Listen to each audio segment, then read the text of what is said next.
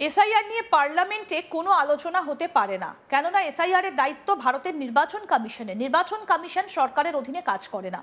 সংসদ ভবনে সভা চলাকালীন বিস্ফোরক মন্তব্য মোদীর মন্ত্রী। তিনি বলছেন এসআইআর নিয়ে পার্লামেন্ট কোনো আলোচনা হতে পারে না, জানিয়ে সংসদ ভবনের অন্দরে একেবারে শোরগোল পড়ে যায়।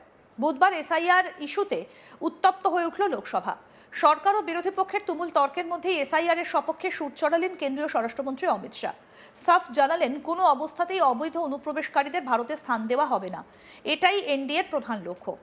তিনি স্পষ্টত জানান এসআইআর নিয়ে পার্লামেন্টে কোনো আলোচনা হতে পারে না, কেননা এসআইআর এর দায়িত্ব ভারতের নির্বাচন কমিশনের। নির্বাচন কমিশন সরকারের অধীনে কাজ করে না। যদি চর্চা হয় আর সে বিষয়ে যদি প্রশ্ন ওঠে তার জবাব কে দেবে? কি বলেছেন কেন্দ্রীয় স্বরাষ্ট্রমন্ত্রী অমিত শাহ, আসুন শোনাই। मान्यवर, मेरा बहुत स्पष्ट मत है कि एसआईआर पर इस सदन पे चर्चा नहीं हो सकती है, क्योंकि गहन पुनर्निरीक्षण की जिम्मेदारी भारत के चुनाव आयोग की है। भारत का चुनाव आयोग और चुनाव आयुक्त ये सरकार के तहत काम नहीं करते। अगर जब चर्चा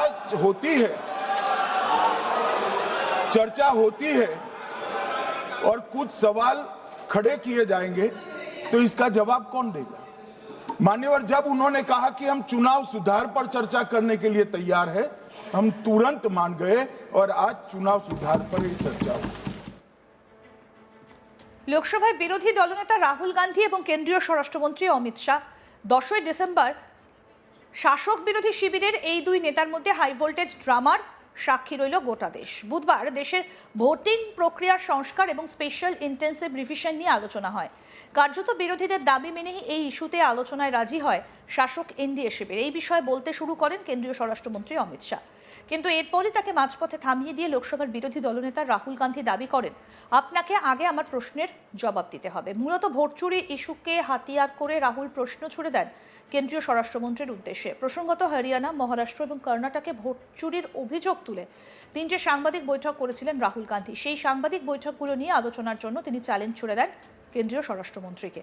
কি বলেছিলেন রাহুল গান্ধী, এবার সেটা শোনাবো। Actually, let us have a debate on my press conference. Yes. Let us go. Yes. Let us have very good idea. Let us have a debate on my press conference. Okay. Amit Shah ji, I challenge you to have a debate on the 3 press conferences. Yes. Please. ठीक है, बैठ जाए। माननीय please, आपने बात की please.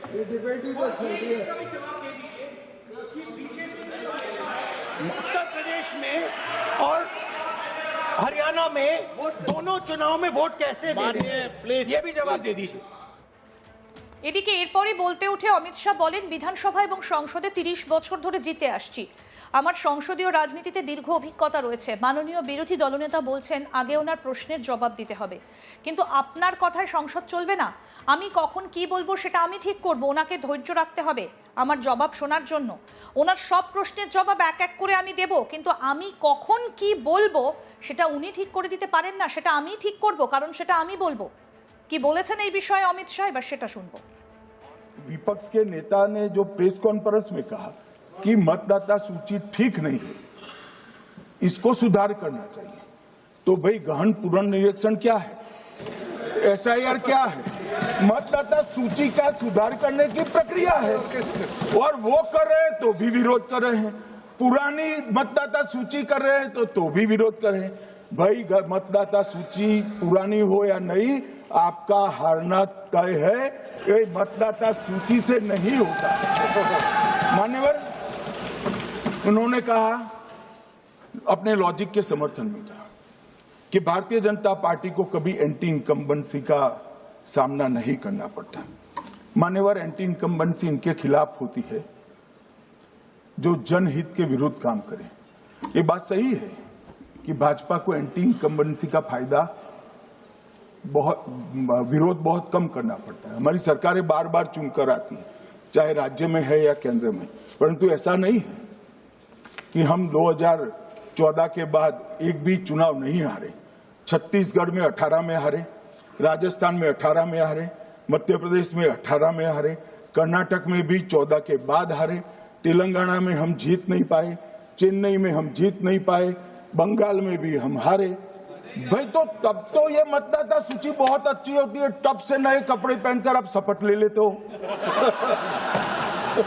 उस वक्त मतदाता सूची का विरोध नहीं करते हो, और जब मुंह की पटखनी पड़ती है बिहार की तरह, तब मतदाता सूची का विरोध करते हो। माननीय मेरे दोहरे मापदंड नहीं चलेंगे लोकतंत्र में। जब आप जीतते हो तब चुनाव आयोग महान है, जब आप हारते हो तो चुनाव आयोग निकम्मा है, बीजेपी का कहने पर चलता है। जब आप जीतते हो मतदाता सूची अच्छी है, मतदाता सूची अच्छी है, और जब आप हारते हो तो मतदाता सूची खराब है। मान्यवर, मुझे कोई आपत्ति नहीं इस प्रकार का भ्रांति फैलाए तो फैलाए। मेरा दायित्व है कि इस देश की जनता को एक ड्यूअल स्टैंडर्ड की जानकारी देना, जो मैं आज इस सदन में खड़े होकर दे रहा हूं। এসআইআর নিয়ে পার্লামেন্টে এদিন এই ঘটনারই সাক্ষী থাকলো গোটা দেশ। একদিকে যখন এসআইআর হচ্ছে, তখন অন্যদিকে সংসদ ভবনে একদিকে রাহুল গান্ধী, অন্যদিকে অমিত শাহ, এই দুজনের প্রশ্ন উত্তর বাকবিতণ্ডার সাক্ষী থাকলো গোটা দেশ। এসআইআর নিয়ে পার্লামেন্টে কোনো আলোচনা হতে পারে না, কারণ এসআইআর এর দায়িত্ব ভারতের নির্বাচন কমিশনের। নির্বাচন কমিশন সরকারের অধীনে কাজ করে না। যখন একথা বলছেন কেন্দ্রীয় স্বরাষ্ট্রমন্ত্রী অমিত শাহ, তখন আবার অন্য কথা বলছেন রাহুল গান্ধী।